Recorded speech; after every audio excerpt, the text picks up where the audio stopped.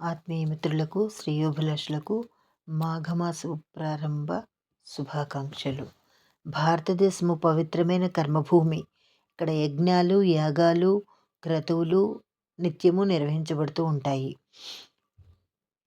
ఇది వేదభూమి. వేదాలు అవతరించింది ఇక్కడే. మహాత్ములైన ఋషీశ్వరులు తమ అడుగుజాడల్లో దేశాన్ని పవిత్రం చేశారు. ప్రజల యొక్క పాపాలను పోగొట్టగలిగే గంగా, యమున, గోదావరి, సరస్వతి, కావేరి, తుంగభద్ర, కృష్ణ మొదలైన మహానదులు మన భారతదేశంలోనే ప్రవహిస్తున్నాయి. దండకారణ్యము, నైమిసారణ్యము మొదలైనవి పెద్ద పెద్ద అరణ్యాలు ఉన్నాయి. పూర్వకాలంలో ఒకసారి మహర్షులంతా కలిసి తాము ప్రశాంతంగా తపస్సు చేసుకోవడానికి, యజ్ఞయాగాది క్రతువులు నిర్వహించుకోవడానికి అనుకూలమైన ప్రదేశం కావాలని తీర్మానించుకొని, అటువంటి ప్రదేశాన్ని చూపడానికి సమర్థుడైన వాడు శ్రీ మహావిష్ణువే కాబట్టి వారంతా వైకుంఠానికి బయలుదేరి వెళ్ళారు. ఒక్క శ్రీ మహావిష్ణువు శేషసాయి అయి ఉన్నాడు. అటువంటి మహావిష్ణువును మహర్షులంతా పరిపరి విధాల ప్రార్థించారు, స్తుతించారు. అప్పుడు నారాయణుడు, మహర్షులారా, మీరు దేనికోసం వచ్చారు, మీకేం కావాలి అని అడగగా ఆ మాటలు విన్న ఋషీశ్వరులు తమ యొక్క కోరికను విన్నవించారు. దానికి ఆయన ప్రసన్నుడై, ఓ మహర్షులారా, లోక కళ్యాణప్రదమైన కోరికను కోరారు. మీ కోరిక తప్పక తీరుస్తాను.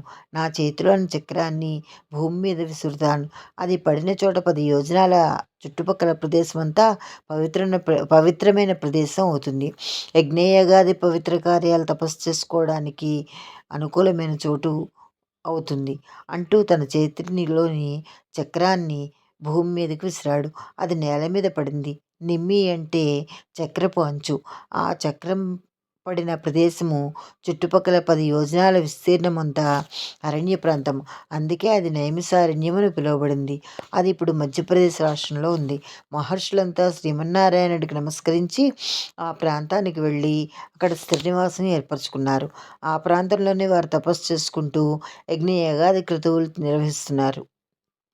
వారు చేసే క్రతువులు చూడడానికి దేశంలోని మహర్షులంతా వస్తూ ఉండేవారు. 1-2 రోజులు కాకుండా ఎక్కువ రోజులు చేసేదాన్ని సత్రయాగము అంటారు. ఇది 40 రోజుల వరకు జరుగుతుంది. అంతకు మించి చేసేది మహాసత్రయాగము. ఇది సంవత్సరాల తరబడి కొనసాగుతుంది. నైమిసారణ్యంలో మహర్షులంతా దీర్ఘకాల మహాసత్రయాగాలు నిర్వహిస్తూ ఉండేవారు. ఒకసారి మహర్షులంతా లోక కళ్యాణార్థం 12 సంవత్సరాల పాటు దీర్ఘకాలిక మహాసత్రయాగాన్ని నిర్వహిస్తున్నారు. ఆ సమయంలో సూత మహర్షి అక్కడికి వచ్చాడు. ఎవరి సూత మహర్షి? వ్యాసుని కుమారుడు రోమహర్షుడు. అతని కుమారుడు సూతుడు. ఇతడికే ఉగ్రశ్రవసుడు అనే పేరు కూడా ఉంది. వ్యాసుడు తాను వ్రాసిన పురాణాలన్నింటిలోనూ రోమహర్షుడికి చెప్పగా అతడు తన కుమారుడైన సూతుడికి చెప్పాడు. తండ్రి కొడుకులు ఇద్దరు లోకాన్ని తిరుగుతూ పురాణాల ప్రచారం చేస్తూ ఉండేవారు. అప్పుడు ఆ సూత మహర్షి నైమిసారణ్యానికి వచ్చారు. సౌనకాది మహర్షులంతా ఆయనకు ఘన స్వాగతం చెప్పారు. అతిథి మర్యాదలు చేశారు. ఉన్నతాసనాన్ని అలంకరింపజేశారు.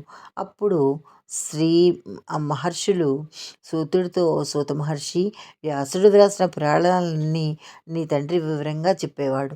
ఆయన చెప్తుంటే వినేవారి శరీరం ఆనందంతో పొలగించిపోయేది, రోమాలు నెక్కబొడిచేవి. అందుకే ఆయనకు రోమహర్షణుడు అనే పేరు సార్థకమైంది. ఇప్పుడు నువ్వు కూడా నీ తండ్రి అంత వాడైనావు. ఇప్పుడు మేము దీర్ఘకాలిక మహాసత్రయాగం చేస్తున్నాము. ఈ సమయంలో నువ్వు ఇక్కడికి రావడం మాకు చాలా ఆనందంగా ఉంది. నువ్వు ఈ సమయంలో మాకు పుణ్యకథలు చెప్పి మాకు ఆనందం కలిగించవలసింది అని ప్రార్థించారు. ఆ మాటలు విన్న సూతుడు వారందరికీ నమస్కరించి, మీ ఆదరాభిమానాలకు నేనెంతో కృతజ్ఞుణ్ణి. వ్యాసుడు వేదాలు విభజన చేసిన తర్వాత వేదాల్లో ఉన్న ధర్మాలు అందరికీ చేరాలనే ఉద్దేశంతో పురాణాలను వ్రాసారు. కాబట్టి పురాణాలు కూడా వేద సమ్మతాలే. కాబట్టి యాగం జరిగే సమయంలో పురాణ శ్రవణం కూడా పుణ్యకార్యమే అవుతుంది. వ్యాసమహర్షి అనుగ్రహంతో, మా తండ్రి ఆశీస్సులతో నాకు తెలిసిన విషయాలు మీకు చెప్పడానికి ప్రయత్నిస్తాను. ఇప్పుడు మీకు ఏం కావాలి అన్నారు. ఆ మాటలు విన్న మహర్షులు, "ఓ సూత మహర్షి, గతంలో వైశాఖ కార్తీక మాస విశేషాలు, ఆ వ్రతం చేసే విధానము, దానివల్ల వచ్చే ఫలితాలను చెప్పారు. ఇప్పుడు మాఘమాస విశిష్టత, వ్రతము, దాని నియమాలను ఆచరించడం వల్ల వచ్చే ఫలితం తెలుసుకోవాలనుకుంటున్నాము, వివరించండి" అన్నారు. అప్పుడు సూతుడు, "ఓ మహర్షులారా, మీరు అడిగిన ప్రశ్న లోకాలకు శుభాన్ని కలుగజేస్తుంది. యజ్ఞయాగాలు చేయలేని వారు మాఘమాసంలో ఈ వ్రతం ఎంతో అవసరం. వారి తరించే మార్గం ఈ వ్రతం చూపిస్తుంది. మఖా నక్షత్రం ఉన్న రోజున పౌర్ణమి వస్తే పౌర్ణమి వచ్చే మాసాన్ని మాఘమాసం అంటారు. విష్ణువు, శివుడు మొదలైన వారి దేవతలకే కాక పితృదేవతలకు కూడా ప్రీతిదాయకమైనది ఈ మాసము. ఈ మాసంలో పితృరూపి జనార్దన శ్రీ మహావిష్ణువు పితృరూపంలో ఉంటాడు. కాబట్టి శ్రీ మహావిష్ణువు ప్రీతి కోసం ఈ వ్రతం చేయాలి అని చెప్పారు.